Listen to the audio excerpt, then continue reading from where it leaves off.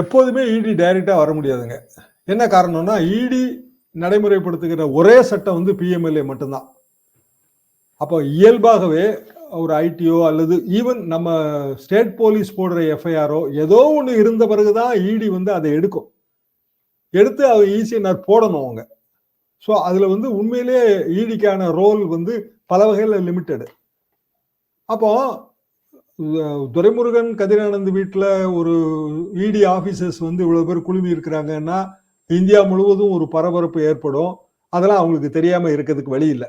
இப்போ உதாரணமா அரவிந்த் கெஜ்ரிவால் ரைடு, இல்லை நம்ம பார்த்த ஹேமந்த் சோரன் ரைடு, ஃபெயிலியர் ரைடும் இருக்கு. நம்ம நினைக்கிற மாதிரி வெறுமனே 2019 வழக்கோட நீட்சி தான் அப்படின்னாலும் கிடைத்த ஆதாரங்கள் 2023 மணலையும் காட்டுது அப்படின்னு அவங்க கொண்டு வரலாம். ஏன்னா துரைமுருகன் கதிரானந்த ரைடை மட்டும் நம்ம பிரதானப்படுத்துவோம், கீழே இருக்கிற மற்றவங்களோட ரைடை வந்து நம்ம பிரதானப்படுத்த மாட்டோம்.